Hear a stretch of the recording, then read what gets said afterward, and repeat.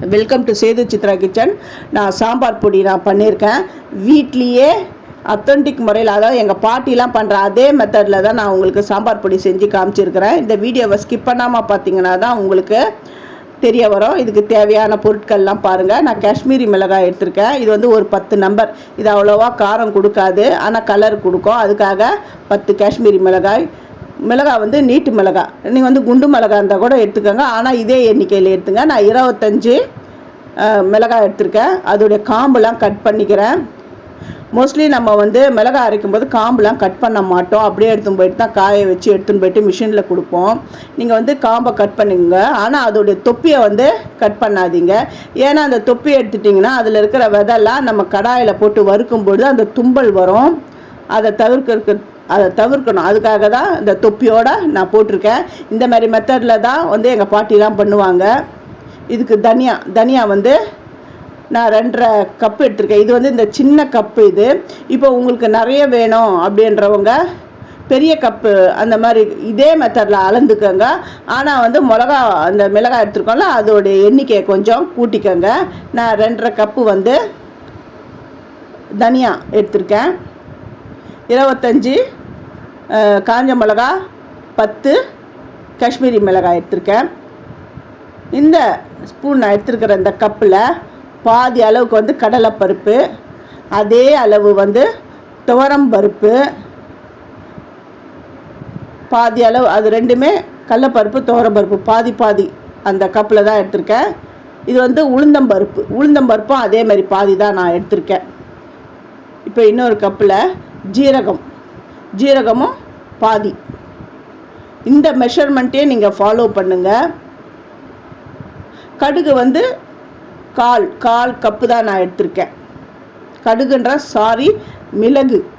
மிளகு வந்து இந்த பாருங்க, 1/4 கப் தான் எடுத்திருக்கேன். மற்றதெல்லாம் வந்து அந்த பருப்பு, கடலைப்பருப்பு, துவரம்பருப்பு, உளுந்தம்பருப்பு, ஜீரகம்லாம் 1/2 கப்பு எடுத்திருக்கேன்.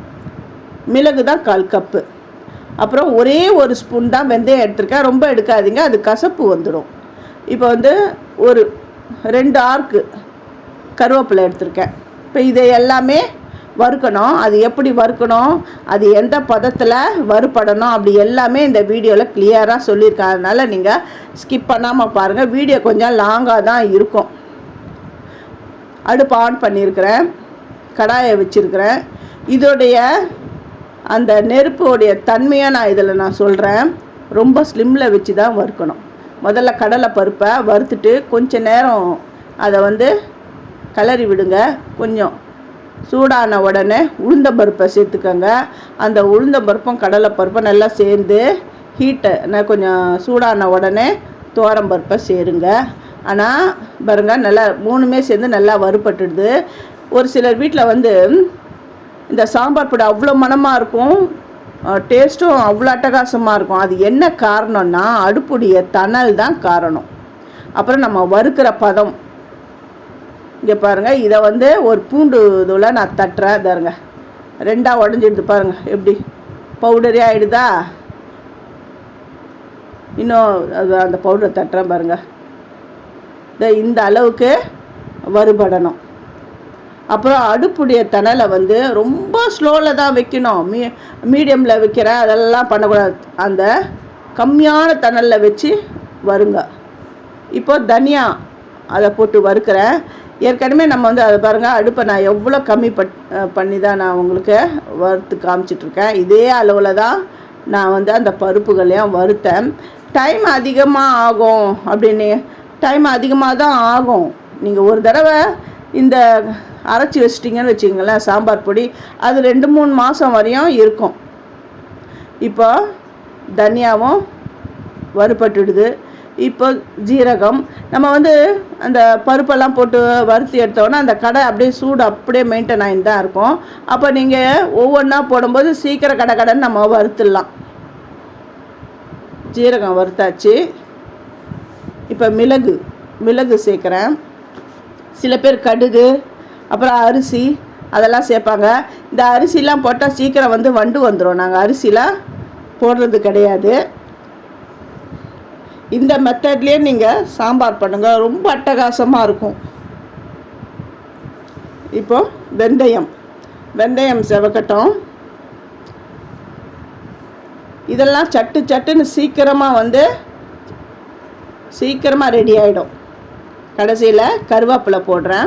இந்த கருவேப்பிலை ஏற்கனவே நல்லா வாஷ் பண்ணி எடுத்துகிட்டு வந்த கருவேப்பிலை தான், தண்ணிலாம் போக நல்லா தொடச்சி எடுத்துன்னு வந்திருக்கேன்.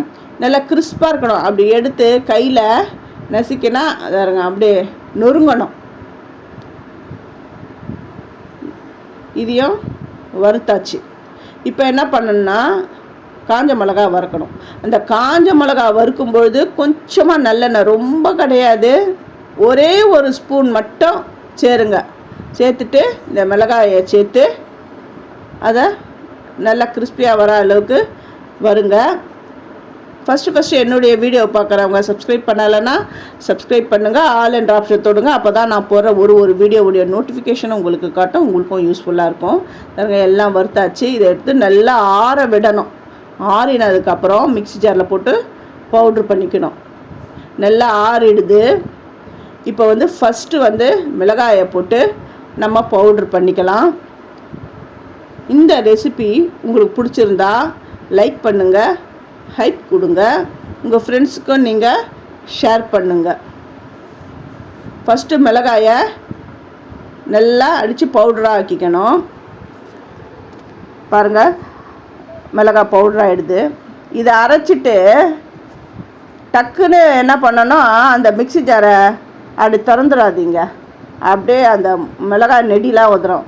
அந்த மிக்ஸி ஆஃப் பண்ணிட்டு கொஞ்சம் பொறுத்து அப்புறமா அந்த ஜாரில் இருக்கிற மூடியை தரங்க. இப்போ பெருங்காயம், மஞ்சப்பொடி, உப்பு கொஞ்சமாக நான் உப்பு சேர்த்துக்கிறேன். நீங்கள் கட்டி பெருங்காயம் இருந்ததுன்னு வச்சுக்கோங்களேன்.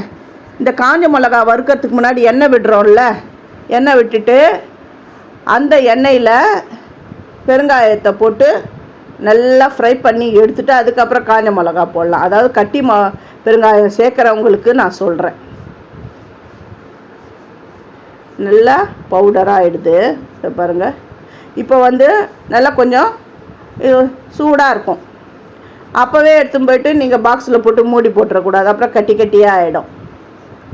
இதை ஒரு தட்டில் போட்டு ஒரு அரை மணி நேரம் அப்படியே விட்டுடுங்க. அதோடைய ஹீட்லாம் போகிற அளவுக்கு அரை மணி நேரம் அப்படியே விட்டுடணும். விட்டுட்டு அதுக்கப்புறம் நீங்கள் பாக்ஸில் போட்டு வைங்களேன். இது சாம்பாருக்கு தான் இல்லை, பொரியல் எல்லா குழம்புக்கும் கூட நீங்கள் யூஸ் பண்ணிக்கலாம். சாம்பாருக்கு ரொம்ப ஏவனாக இருக்கும். இது டிஃபன் சாம்பாராக இருக்கட்டும், சாதத்துக்கான சாம்பார் எல்லாத்துக்குமே இந்த பவுடரை நீங்கள் யூஸ் பண்ணலாம். இப்போ அந்த ஹீட்லாம் அந்த சூடெல்லாம் போயிடுது. இப்போ ஒரு பாக்ஸில் நான் போட்டு வைக்கிறேன். இந்த அளவு கரெக்டாக நீங்கள் பார்த்தீங்கன்னா ஒரு அரை கிலோ அளவுக்கான சாம்பார் பொடி நான் வீட்லேயே ரெடி பண்ணிட்டேன். இந்த மாதிரி நீங்கள் ரெடி பண்ணி வச்சுக்கிட்டிங்கன்னா 2-3 மாதம் ஆனாலும் ரொம்ப நல்லா இருக்கும். நீங்கள் கடைக்கே போக தேவையில்லை, நீங்கள் வீட்லேயே இந்த மாதிரி சாம்பார் பொடி பண்ணிக்கலாம். தேங்க்யூ.